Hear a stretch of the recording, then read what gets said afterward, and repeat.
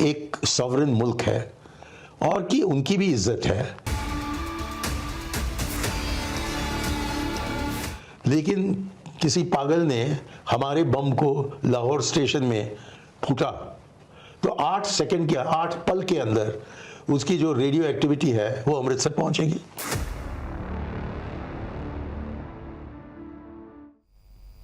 नमस्कार, रण क्षेत्र देख रहे हैं आप। आपके साथ मैं हूं लावनी विनीत। सैम पित्रोदा का बयान तो याद होगा आपको कि किस तरीके से सैम पित्रोदा के बयानों ने चुनावी हलचल के दौरान विस्फोट किया, तूफान ला दिया। सैम पित्रोदा ने पहले विरासत टैक्स और फिर नस्ल भेदी टिप्पणी करके कांग्रेस को बैकफुट पर कर दिया था। ये आंच अभी ठंडी भी नहीं हुई थी कि एक बार फिर से कांग्रेस के ही बड़े नेता, कांग्रेस के ही सरकार में पूर्व केंद्रीय मंत्री रहे मणिशंकर अय्यर, इन्होंने एक ऐसा बयान दिया है जिसने विस्फोट नहीं, सीधे सीधे एक ऐसा धमाका किया है जिसकी आंच में पूरी कांग्रेस घिरती हुई नजर आ रही है। जी हां, मणिशंकर अय्यर एक बार फिर से कुछ ऐसा कह गए हैं जो कांग्रेस के लिए फजीहत का सबब बन रही है। मणिशंकर अय्यर ने इस बार फिर से पाकिस्तान की पैरवी करते हुए कहा है कि पाकिस्तान की भारत को इज्जत करनी चाहिए, क्योंकि पाकिस्तान के पास परमाणु बम है और परमाणु बम अगर कभी भारत पे गिरा दिया तो फिर क्या होगा। यह बयान जैसे ही चुनावी माहौल में सामने आता है, इसके बाद सीधे तौर पर चुनावी हलचल बढ़ती है, धमाका होता है, विस्फोट होता है। बीजेपी को एक बार फिर से कांग्रेस को आड़े हाथों लेने का मौका मिलता है। कांग्रेस बैकफुट पर आकर यह कह रही है कि यह मणिशंकर अय्यर का व्यक्तिगत बयान है, लेकिन सवाल यह है कि आखिर कांग्रेस के नेता बार बार बयानों के जरिए जिन्हें व्यक्तिगत कहकर कांग्रेस पल्ला झाड़ लेती है, वो बयान कांग्रेस के लिए कहीं मुसीबत तो नहीं बना रहे हैं? कहीं कांग्रेस के लिए एक बार फिर से मणिशंकर अय्यर का यह बयान सेल्फ गोल तो नहीं हो जाएगा?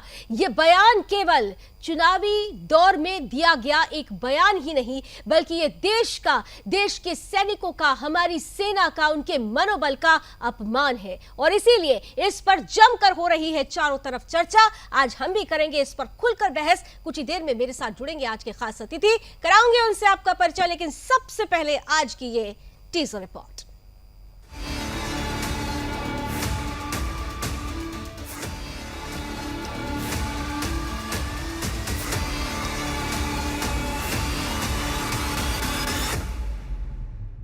एक ओर विश्व पटल पर लगातार उभरता हुआ भारत है और दूसरी ओर भारत की तरक्की को तिरछी नजर से देखने वाली कांग्रेस पार्टी, जिसके नेताओं और सहयोगियों ने बीते कुछ चंद दिनों में ये सिद्ध कर दिया है कि कांग्रेस को भारत की तरक्की अच्छी नहीं लगती और कांग्रेस का हाथ भारत के गरीबों के साथ नहीं बल्कि पाकिस्तान के साथ है, जिसकी ताजा मिसाल दिग्गज कांग्रेसी नेता और पूर्व केंद्रीय मंत्री मणिशंकर अय्यर ने पेश किया है, जिन्होंने अपने ताजा बयान में कहा है कि पाकिस्तान एक संप्रभु देश है, उनके पास परमाणु बम है। अगर लाहौर स्टेशन पर बम फूटा तो सिर्फ 8 सेकंड में बम का रेडिएशन अमृतसर तक पहुंच जाएगा। कुछ ऐसा ही बयान कांग्रेस के इंडी गठबंधन में शामिल फारूक अब्दुल्ला ने भी दिया था, जिन्होंने कहा था कि पाकिस्तान ने चूड़ियां नहीं पहन रखी है, उनके पास परमाणु बम है और दुर्भाग्य से वो हम पर गिरेंगे। नहीं नहीं, कांग्रेस का एक अन्य सहयोगी दल सीपीएम अपने घोषणा पत्र में भारत के परमाणु हथियारों को खत्म करने की बात कर चुका है।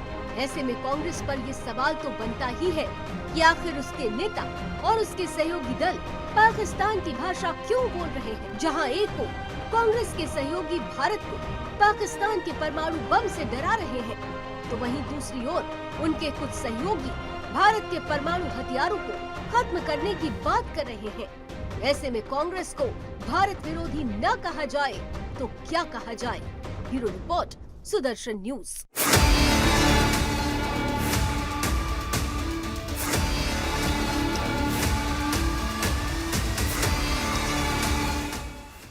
तो सवाल पूछा जा रहा है कि कांग्रेस को देश विरोधी, भारत विरोधी ना कहा जाए तो फिर क्या कहा जाए, क्योंकि एक के बाद एक ऐसे बयान आ रहे हैं जो देश का अपमान करते हुए नजर आ रहे हैं, भारत का अपमान करते हुए नजर आ रहे हैं। अब बात निकली है तो दूर तलक गई है, वार प्रतिवार भी शुरू हुआ है। किस तरीके के इस बयान के आने के बाद बयान तीर चले, आइए जरा जल्दी से देख लेते हैं और फिर चलते हैं आज के गेस्ट पैनल के पास।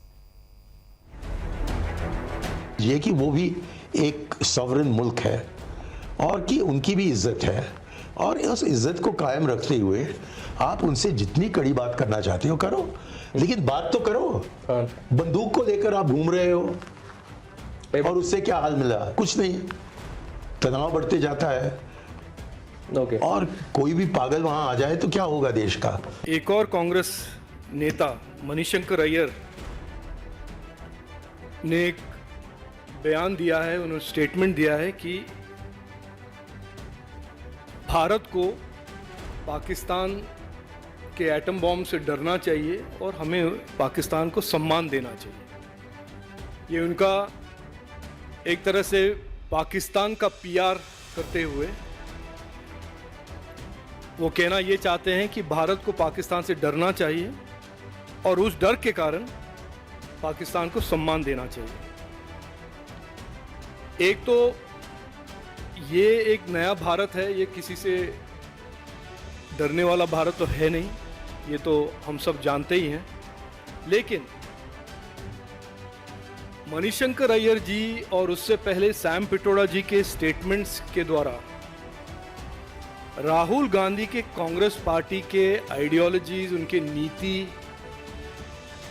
उनके विचार के बारे में काफी स्पष्टता हम सबको।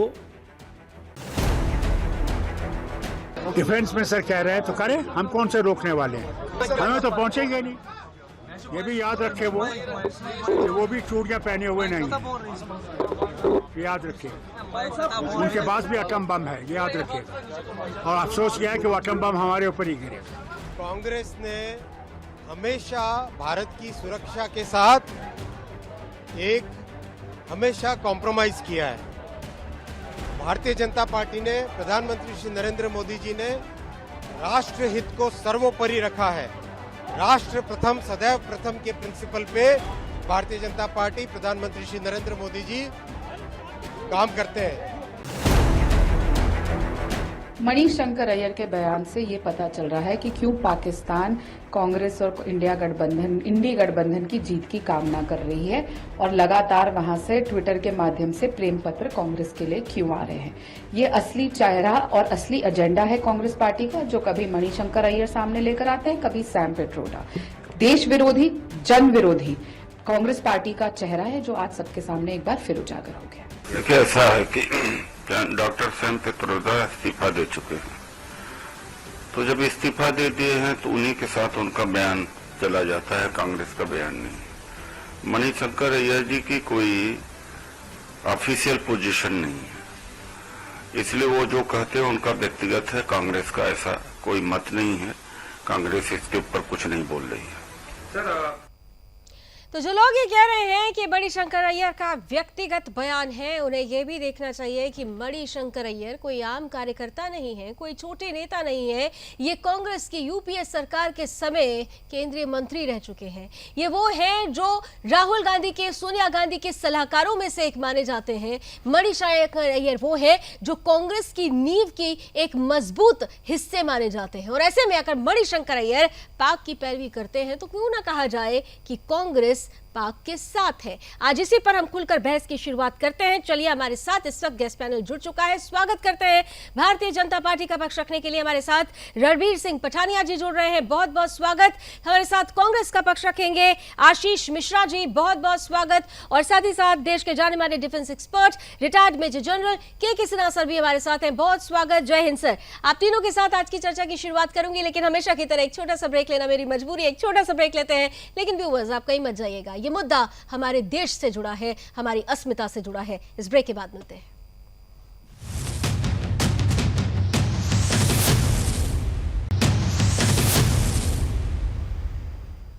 तो सीधे पैनलिस्ट के पास चलते हुए रणबीर सिंह जी, सबसे पहले आपके पास आ रही हूं। भाई, हमें तो डर जाना चाहिए क्योंकि पाकिस्तान के पास एटम बम है, इज्जत करनी चाहिए क्योंकि पाकिस्तान के पास एटम बम है।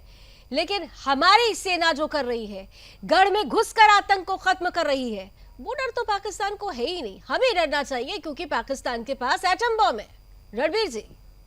जी, कांग्रेस मुक्त भारत का जो नारा किया है, मेरा मानना है कि सिर्फ उसके पीछे एक राजनीतिक परिप्रेक्ष्य है, ऐतिहासिक ऐतिहासिक के साथ साथ व्यवहारिक के साथ साथ कूटनीतिक और नीतिक, और ये छोटे छोटे जो इंस्टेंस है, जॉर्ज सॉरोस बोले तो कहते हैं उनका पर्सनल ओपिनियन है, सैम पित्रोदा बोले तो उनका पर्सनल ओपिनियन है, मणि शंकर अय्यर बोले तो ये उनका पर्सनल ओपिनियन है। लेकिन आज एक नया डिबेट जिसपे देश का जनमानस फिर सोचने को तैयार है इस पे, और एक नया व्यू पॉइंट कि आजादी के बाद का भारत, वो भारत जिस प्रदेश से मैं बिलोंग करता हूं, जम्मू कश्मीर का एक खित्ता चाइना के इलीगल कंट्रोल में और एक खित्ता पाकिस्तान के इलीगल कंट्रोल में, और इन दोनों के बावजूद भी हम नारा लगाते हैं हिंदी चीनी भाई भाई, और पाकिस्तान के साथ हम इंडस वाटर ट्रीटी करते हैं। 1971 की जंग में 1 लाख कैदी उनका हमारे पास है, लेकिन हम कहते हैं ज्यों का त्यों। ये कांग्रेस की मानसिकता ही थी ना। लेकिन आज ये जो मणिशंकर अय्यर जी ने को आपके ध्यान में रहे, ये को भारतीय जनता पार्टी के स्टैंड के विरुद्ध नहीं, देश के स्टैंड के विरुद्ध है। भारत का as a government, as a foreign policy Bharat का कंसिडर्ड स्टैंड है कि जब तक पाकिस्तान आतंकवाद बंद नहीं करेगा तब तक बातचीत की कोई बात, no talks and terror can not go together. Manishankar Aiyar तो भारत की वो सीमा लांघे, और इस भारत को स्टैंड को कई बार प्रधानमंत्री मनमोहन सिंह जी या उनके जो foreign affairs minister Natwar Singh ji कई बार लोकसभा के पटल पे बोल चुके हैं। तो खुद ना खुद कांग्रेस को कॉन्ट्राडिक्ट करके, और ये एक प्लान्ड गेम की तरह, you play to the gallery, आपने जहां वो अपना ओपिनियन फीड करना है वहां पे फीड करवाए, और फिर बड़ी चालाकी के साथ, बड़ी होशियारी के साथ आप कहेंगे कि ये इनका पर्सनल ओपिनियन है। जितनी भी निंदा यानी फिर से वहीं पर आ जाते हैं, परसेप्शन क्रिएट करने की कोशिश की जाती है बयानों के जरिए, और फिर कह दिया जाता है ये व्यक्तिगत बयान है। लेकिन सीधे आशीष जी आपके पास आते हुए, व्यक्तिगत बयान और सामूहिक रूप से दिया गया किसी मंच पर, सार्वजनिक मंच पर दिया गया बयान, इसमें बहुत बड़ा अंतर है। आज अगर मणिशंकर अय्यर पाकिस्तान की पैरवी करते हैं तो ये जरूर कांग्रेस से पूछा जाएगा कि क्यों ना कहा जाए कि कांग्रेस का हाथ पाकिस्तान के साथ, क्योंकि यहां तो राहुल बाबा को भी आधार देने के लिए पाकिस्तान से ही मंत्री बोल देते हैं। Rahul on fire. आशीष जी। जी देखिए, सबसे पहले तो पैनल में उपस्थित भारतीय जनता पार्टी के प्रवक्ता महोदय को और हमारे जनरल साहब को और आपको मेरा नमस्कार। और साथ में परशुराम जयंती की समस्त देशवासियों को ढेरों शुभकामनाएं। आपको भी शुभकामनाएं सर जी। अब देखिए, आते हैं मुद्दे। पाकिस्तान से असली प्रेम किसका है बताओ? पाकिस्तान से असली प्रेम है उनका जो बिना बुलाए बिरयानी खाने और केक काटने पहुंच जाते हैं, और कोई और नहीं, देश के प्रधानमंत्री यशस्वी नरेंद्र मोदी जी थे। दूसरी चीज, 26 मई 2014 को जब वो शपथ ग्रहण करते हैं तो एक कोने में रिसिया के बैठ जाते, बोलते हैं जब तक कि नवाज शरीफ हमारे मित्र नहीं आएंगे तब तक हम शपथ ग्रहण नहीं करेंगे। तो पाकिस्तान का प्रेम किसका है? 10 वर्ष हमारी सरकार थी, मनमोहन सिंह जी प्रधानमंत्री थे।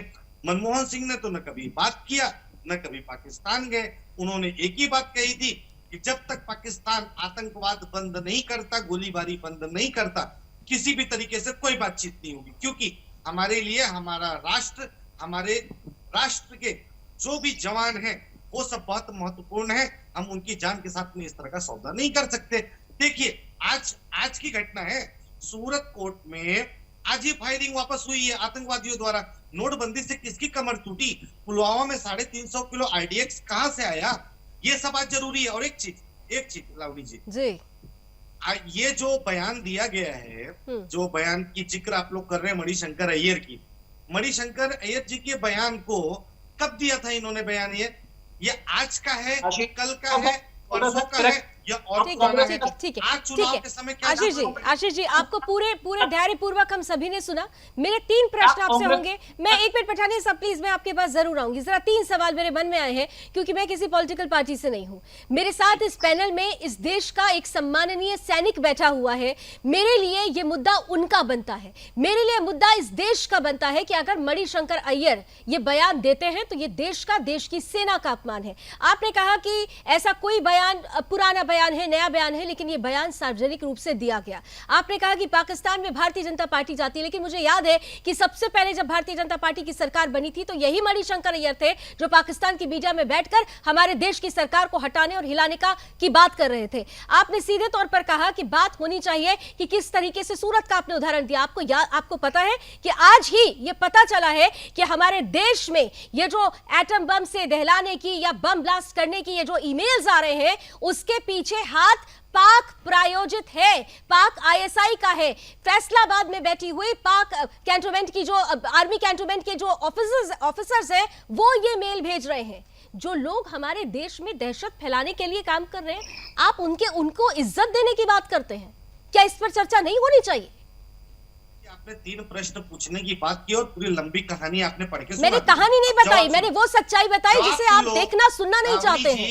लावनी जी, बड़े सम्मान के साथ में कहता हूँ, आपने प्रश्न पूछा है, निश्चित तौर पर मैं उसका जवाब देने के लिए सक्षम हूँ। जल्दी से दीजिए। जवाब दे रहा हूँ जी। सुनिए, देश के सैनिक बैठे हुए, वो जो 44 पुलवामा में जवान शहीद हुए थे ना, वो हमारे देश के सैनिक ही थे। इसी वजह से मैंने कहा कि राष्ट्र में जो भी हमारे जवान हैं, हमारे बदला लेने के लिए हमारे सैनिक गए थे। आपने सर्जिकल स्ट्राइक पर भी सवाल खड़ा कर दिया था अभी। के सर आपको याद दिलाएंगे? सुनिए ना, अब उनका सुन लीजिए। जिन्होंने सर्जिकल स्ट्राइक पे प्रश्न चिन्ह निर्माण किया था, आज वो भारतीय जनता पार्टी के समर्थित शिवसेना जो महाराष्ट्र में सरकार चल रही है, उन्होंने उनको अपने पार्टी में प्रवेश दिया है। पूछिए आप उनसे प्रश्न। हमने तभी भी कहा था कि हम इस बात का समर्थन नहीं करते, और आज भी कह रहा हूं, CWC मेंबर्स में मणिशंकर अय्यर नहीं है। आज पूरे कांग्रेस पार्टी की कमेटी में किसी पद पर वो नहीं है। निश्चित तौर पर हमारे सेना के जवानों के ऊपर अगर कोई भी प्रश्न चिन्ह निर्माण करेगा, हम उसका बिल्कुल समर्थन नहीं करेंगे। और हमने जो कहा है, लावनी जी सुन लीजिए जवाब। आपने प्रश्न इतना लंबा पूछा, जवाब का मौका नहीं। मैंने सिर्फ आपको सच्चाई बताई थी जो आप लोग देखना नहीं चाहते। आपका पसीजता है, उससे ज्यादा दिल मन हमारा दुखता है जब हमारे देश के जवानों के ऊपर कोई आक्रमण करता है या एक भी जवान को खरोच लगती है। और सुनिए, जो दूसरी बात कर रहे थे, आप तो जवानों पर ही सवाल खड़ा कर देते हैं साहब। आप क्या बात कर रहे हैं यहाँ बैठ के? आप गलवान की बात हो या पाकिस्तान में सर्जिकल स्ट्राइक की बात हो, यहाँ पर सब जानते हैं कि आप क्या करते हैं। काउंटर आंसर जल्दी से रणबीर जी। ओके रणबीर जी, काउंटर आंसर जल्दी से, फिर मैं केके जी के पास जाऊंगी। रणबीर सिंह जी, आई थिंक रणबीर जी का कनेक्शन अभी नहीं कट गया है। मैं रणबीर सिंह जी के पास जाऊंगी। मैं सीधे केके सर आपके पास। रणबीर जी, आप हमारे साथ हैं अभी? जी काउंटर आंसर जल्दी से सर। मेरा सीधा विनम्र अनुरोध था, यहाँ तो आशीष जी को कांग्रेस के उक्त नेतृत्व ने प्रॉपर्ली ब्रीफ करके चैनल पर नहीं भेजा है। यहाँ तो कृपा करके बुरा मत बनाइए। लगता है तो आपको तथ्यों की और फैक्ट्स की या प्रेसिडेंट्स की थोड़ी सी जानकारी कम है। पाकिस्तान के साथ talks and terror can not go together, ये भारत सरकार का औपचारिक स्टैंड है, औपचारिक stand irrespective of party in power. और आपको इतना भी ज्ञात नहीं, आप कह रहे मनमोहन सिंह ने बोला या ना बोला, तो भारत सरकार से कौन सा परमिशन लिया गया था? एक स्टेप में कॉन्डेम कीजिए। देश की भावनाओं, देश के सैनिकों की भावनाओं, देश के नागरिकों की भावनाओं को आहत करने का आपको कोई हक नहीं है। देश के कॉन्सिडर्ड स्टैंड के विरुद्ध जाने का कोई हक नहीं है आपको। और मणिशंकर अय्यर जी को ये मत कहिए पर्सनल बयान, उनको कांग्रेस से बाहर कीजिए। कांग्रेस का टॉप लीडरशिप बताए कांग्रेस की पॉलिसी क्या है। मैंने आपसे सवाल पुट किया है कि जब चाइना हमारी भूमि ले गया, आप हिंदी चीनी भाई भाई कहते हैं, पाकिस्तान हमारी भूमि पे आज भी बैठे, हम कहते हैं पीओजे के वापस लेंगे। पहले डॉक्टर फारूक अब्दुल्ला ने एटम बम की बात की, अब आपने की। और पहले आपने इंडस वाटर ट्रीटी उनके साथ किया, फिर आपने शिमला एग्रीमेंट उनके साथ कर दिया। लेकिन 90 का नरसिम्हा राव जी की सरकार का फुल पार्लियामेंट का रेजोल्यूशन आपके ध्यान में है ना, कि जो पाकिस्तान के और चाइना के लीगल कंट्रोल में जम्मू कश्मीर में, वो भारत का अटूट अंग है।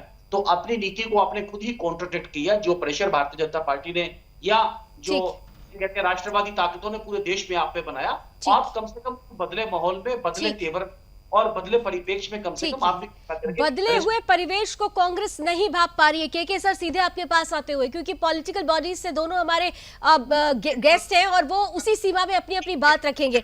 लेकिन उससे अलग आ रही हूँ आशीष जी, प्लीज। मैंने कहा ना कि हमें सम्मान आज केके सर का करना चाहिए। अभी थोड़ी देर पहले आपने कहा ना कि देश की सेना का सम्मान कर रहे हैं, तो उनको जरा बोलने दीजिए, आप बोलने दीजिए उनको जरा सा।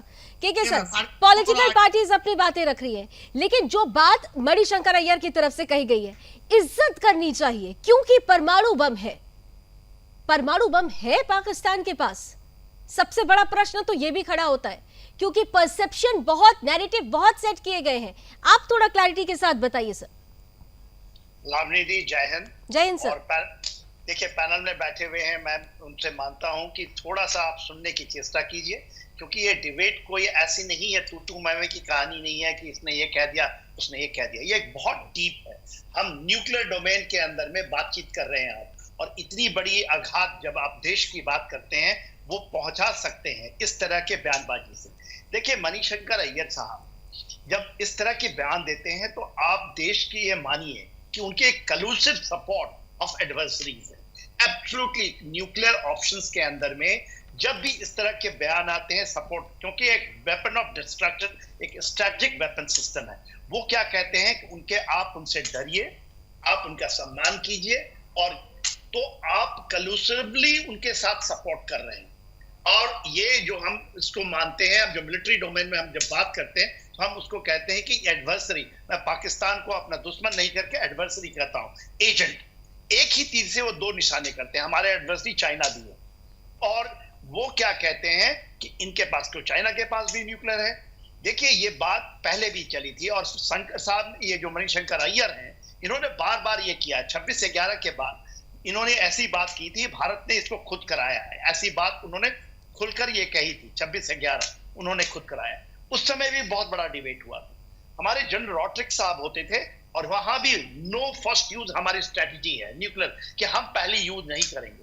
और उन्होंने इसका जवाब दिया था, आर्मी चीफ थे वो, उन्होंने कहा था कि हिमाकत करता है तो उसको पूरे धरती के फेस से ही खत्म कर दिया जाएगा, पूरे पाकिस्तान से। और मणिशंकर अय्यर, जिनको कुछ भी नॉलेज नहीं है, यदि ये कहते हैं कि इसको गिरा दिया जाए लाहौर के स्टेशन में, तो 8 सेकंड में भारत की धरती के ऊपर रेडियो एक्टिव में आ जाएगा। ये डराने की बात है, ये एक झूठ प्रोपेगेंडा है जिसको पता नहीं है, क्योंकि भारत ऐसे थोड़ी अपने न्यूक्लियर डॉक्ट्रिन बना करके हमारी स्ट्रेटजी बनी है। यदि हमने इसको 98 में हम न्यूक्लियर हुए, और पाकिस्तान भी उसके बाद चाइना के सपोर्ट से और दूसरे तरीके से, खान अब्दुल उस समय जो उनके ये खान साहब होते थे, उन्होंने जब लाया, उसके बाद ये एक न्यूक्लियर, इसको कहते हैं ब्लैकमेलिंग और न्यूक्लियर ब्लैकमेलिंग और एडवर्सरीज की तरफ से कर रहे हैं।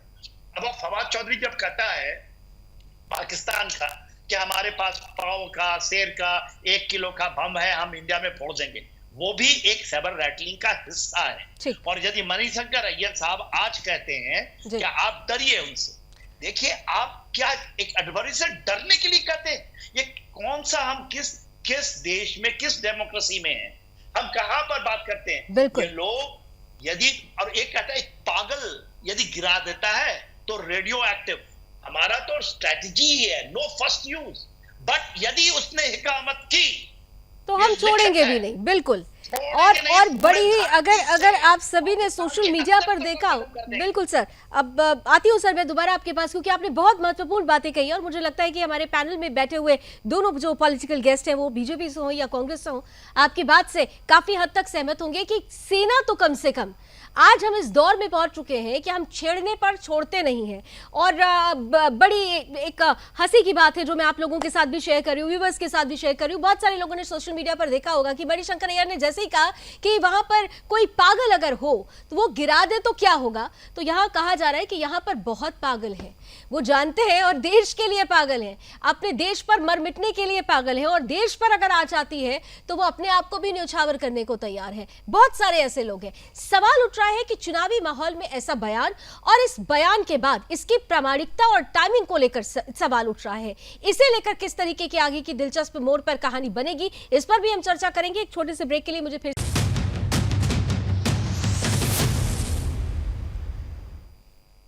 तो क्या कांग्रेस का हाथ पाक के साथ है? यह इसलिए कहा जा रहा है क्योंकि एक के बाद एक पाक की पैरवी करने वाले कांग्रेसी नेता सामने आ रहे हैं।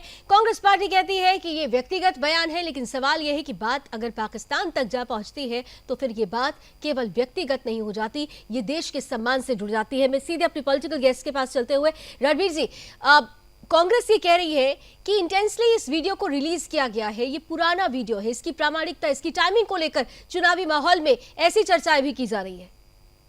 जी, अगर इसकी प्रामाणिकता पे सवाल है तो फिर आपने डिसएसोसिएट क्यों किया उस स्टेटमेंट के साथ? आपको उसकी प्रामाणिकता चैलेंज करनी चाहिए थी।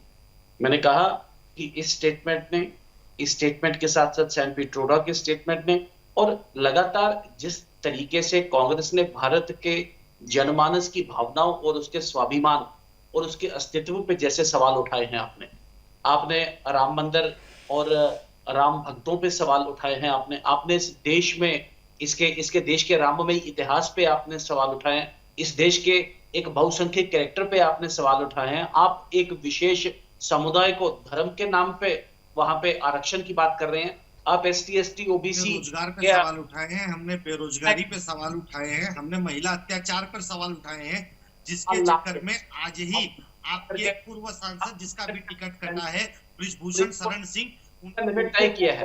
आप 20% की लिमिट लांग रहे हैं। आप टैक्स का एक नया लॉन्च करते हैं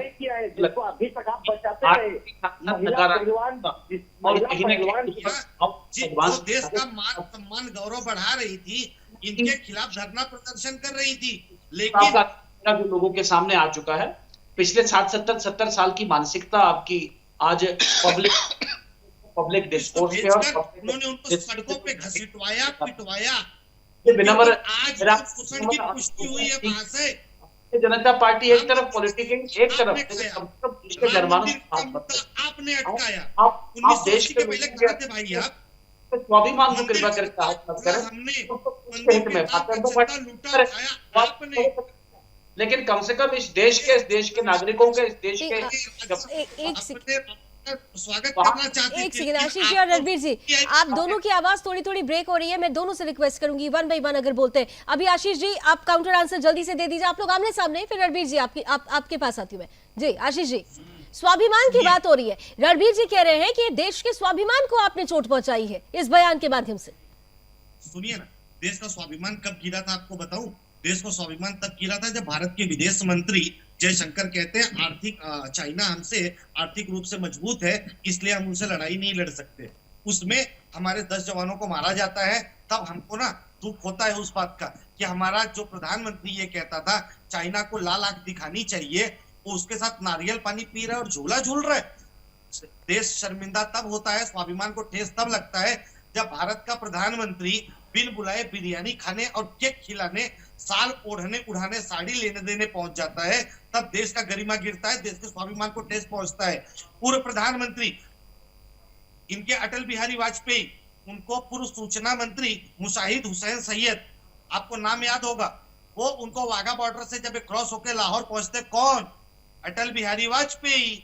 वो कहाँ जाते हैं? पाकिस्तान में काउंटर आंसर 1999 को जब वो जाते हैं तो उस समय पे। ठीक है सर, ठीक है, जल्दी से काउंटर आंसर। रणवीर जी वक्तव्य को बड़े डिटेल से सुन रहा था। ये तीसरा वक्तव्य आपके चैनल पे आपने कहा, लेकिन रत्ती भर भी इन्हें अपने आप में एहसास हो, थोड़ा सा इन्हें अपने आप में थोड़ा सा ऐसी भावना इनके मन में हो कि मणिशंकर जी के बयान से इन्होंने देश के अस्तित्व, देश के स्वाभिमान को आहत किया, लेकिन बिल्कुल भी नहीं है। ये इसमें भी तू मैं और चेक और क्रॉस चेक की जिसे कहते हैं राजनीति, डिविएट और जिसे कहते हैं डाइग्रेस की जिसे कहते हैं, ये एक नीति अपना रहे हैं। सुन लीजिए, आप लगातार बोल रहे हैं रणवीर जी पर, आपने इतना आरोप लगा दिया भारतीय जनता पार्टी पर, तो जवाब दे रहे हैं ना वो, आप लगातार बोलेंगे तो कैसे सुनेंगे?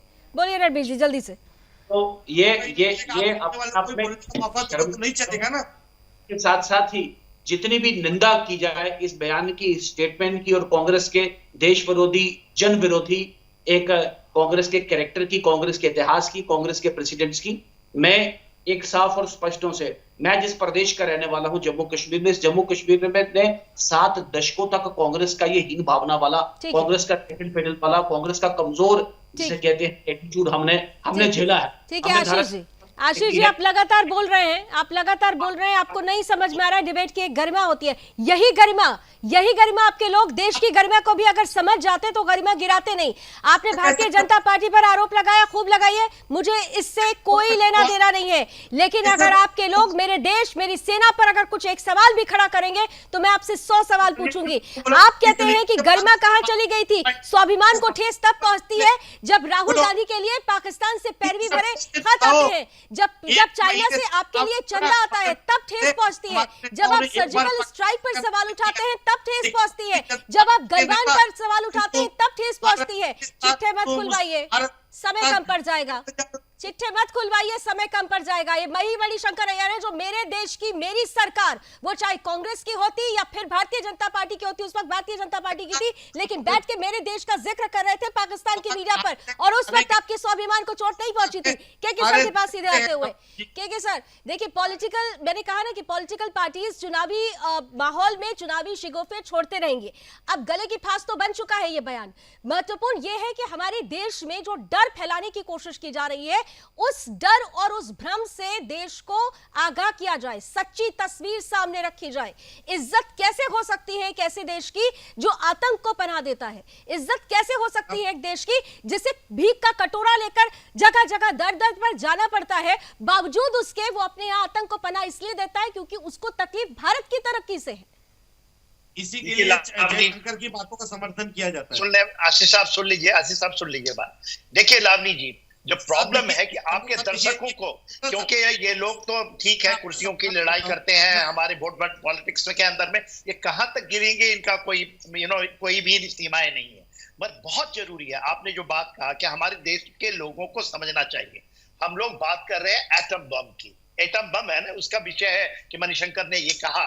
और ये बता दें, मणिशंकर के बारे में जानना और आपके दर्शकों को जानना, ये हमारे एक है जो पाकिस्तान के अंदर में, क्योंकि ये फॉरेन, जिस तरह से हमारे अभी फॉरेन मिनिस्टर साहब हैं, ये फॉरेन मिनिस्टर तो नहीं थे पर पाकिस्तान के अंदर में ये रहे हैं, क्योंकि ये जो फॉरेन सर्विस को इन्होंने ज्वाइन किया था। उसके बाद 3 बार मिनिस्टर रहे हैं, उसके बाद आप राज्यसभा में भी गए हैं, और आज उसको सभी लोग कहते हैं, क्योंकि एक पक्ष है, ये इंपॉर्टेंट चीजें समझने की, वो बात बचकानी बातें बिना सोच, सुन ले मेरे बात भाई, कांग्रेस, मैं आपको नहीं बोल रहा हूं, वो एक बचकानी बात ये कहते हैं कि आपको पाकिस्तान से डरना चाहिए। और ये चीज आज नहीं, 2 दिन पहले हमारे ही इसे पुंछ के इलाके में हमारे एयरफोर्स के जवान पे एम्बुश हुआ था, और वहां पर एम्बुश के दौरान एक जवान की शहादत हुई थी, एक ऑफिसर की, एयरफोर्स ऑफिसर की। उस समय आपका सेम फारूक अब्दुल्ला ने बयान दिया था कि ये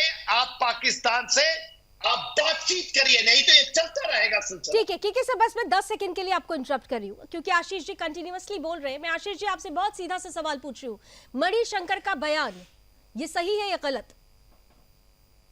लावनी जी, आपको स्पष्ट रूप से कहा गया है कि कांग्रेस पार्टी से कोई संबंधित वो बयान नहीं है। हम नहीं, उसका कांग्रेस पार्टी का नहीं, मैं पूछ रही हूँ मणिशंकर अय्यर का बयान सही है या गलत? बिल्कुल गलत है, बिल्कुल गलत है, बिल्कुल गलत है। तो फिर मणिशंकर अय्यर को लेकर अभी तक ना तो सोनिया गांधी जी ने कोई वीडियो रिलीज किया, ना ही राहुल गांधी जी की तरफ से कोई भी एक ट्वीट छोटा सा नहीं किया, क्योंकि वो तो छोटी छोटी बातों पर ट्वीट करते हैं। ना ही प्रियंका गांधी ने इस बात का जिक्र किसी चुनावी सभा में किया कि हम इससे इत्तेफाक नहीं रखते। क्या मैसेज देना चाहते हैं आप लोग? लावनी जी, अगर गोदी मीडिया नहीं है तो आप सीधे मुझे अरे बताइए। साहब, ये गोदी मीडिया, ये मोदी मीडिया कहना छोड़ दीजिए। आप लोगों की इसी परसेप्शन की वजह से आप लोगों ने 2014 के बाद 2019 में भी मुखी खाई थी, और उस वक्त भी आपके ही नेता, आप बार बार भूल जाते हैं AK एंटनी साहब को, जो बता चुके हैं कि ये करने की वजह से ही आप लोगों की हालत क्या है। आप मोदी विरोध करते रहिए, देश का विरोध मत करिए। क्योंकि सर आप कंटिन्यू कीजिए, मैं कुछ बातें जानना चाह रही थी, मुझे मंशा समझ में आ गई। बहुत आसान होता है जब जवाब ना हो तो गोदी मीडिया और मोदी मीडिया शुरू कर देना। लावनी जी, इस तरह के भटकाने वाले लोगों को गुमराह करने के लिए मेरे हाथ जोड़कर की विनती है, किसी को डिफेंड ना करें। यदि ये देश, मैं तो उनको कहता हूं he is the 5th columnist, कलूसिव सपोर्ट कर रहे हैं वो पाकिस्तान की, क्योंकि न्यूक्लियर की बात और डराने की बात कर रहे हैं, तो ही बिकम्स ए विक्टिम नहीं, ही इज ए कल्प्रिट। वो देश के एक ऐसे एजेंट है पाकिस्तान की जो लोगों को डरा रहे हैं, फियर साइकोसिस पैदा कर रहे हैं। तो उनकी क्या है लॉ के अंदर में, मगर मेरे ख्याल से यदि इस तरह के लोगों को किसी भी पोजीशन में हो, उनको केवल देश का कंडमनेशन नहीं चाहिए। ये तो कह रहे हैं ना कांग्रेस पार्टी में हम निकाल दिए, मानते नहीं है। क्यों नहीं कहते कांग्रेस के प्रवक्ता साहब कि उनको सलाखों के पीछे डालिए, उन पर चेत चलाइए, कलमसित सपोर्ट कर रहे हैं दुश्मन की। देखिए, हम जब हम रणवीर देश जी, में ये अपनी सवाल जानों पे आपसे भी हक पूछा जाएगा, क्योंकि जब जब ये बयान आता है तो देश अपमानित होता है, सेना अपमानित होती है, और सेना के ही सम्मानीय सैनिक हैं जो हमारे साथ हैं, और वो ही कह रहे हैं कि हाथ किसने बांधा है, क्यों नहीं कार्रवाई की जाती ऐसे लोगों के खिलाफ। लावनी जी जवाब दे रहा हूँ, सुन लो। नहीं, मैं रणवीर जी के पास जाना चाहूंगी, अभी आती हूँ मैं आपके पास, रुकिए अभी। कहा आपने, बिल्कुल ठीक कहा, मैंने पहले ही इसमें रेखा खींची है। आप भारतीय जनता पार्टी को जो बोल सकते हैं बोलिए, आप भारतीय जनता पार्टी के नेतृत्व पे या नीतिगत जो भी भारतीय जनता पार्टी की निंदा कर सकते हैं आप कीजिए, खुल के कीजिए, लेकिन कम से कम एक लक्ष्मण रेखा का थोड़ा सा पालन आप करें। देश के जनमानस, देश के जवानों में और देश के नहीं नागरिकों रणवीर को जी, अब के सर ने बोला ना कि कार्रवाई होनी चाहिए, मेरा सवाल ये था, फिर भारतीय जनता पार्टी इस पर पीछे क्यों रह जाती है? हाथ तो किसी ने नहीं बांधे हैं भारतीय जनता पार्टी के, केवल पॉलिटिकल माइलेज लेना होगा क्या इस बयान के माध्यम से?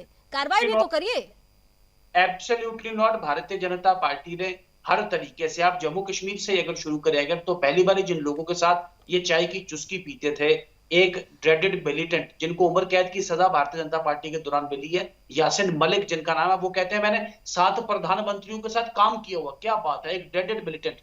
बेटा कराटे जो टीवी इंटरव्यू में कहते हैं कि मैंने मर्डर भी किया, मैंने बुरे से बुरे टीवी में इंटरव्यू दे रहे हैं उसमें, तो कम से कम ये सॉफ्टनिटी भारतीय जनता पार्टी ने कम से कम अपनाने।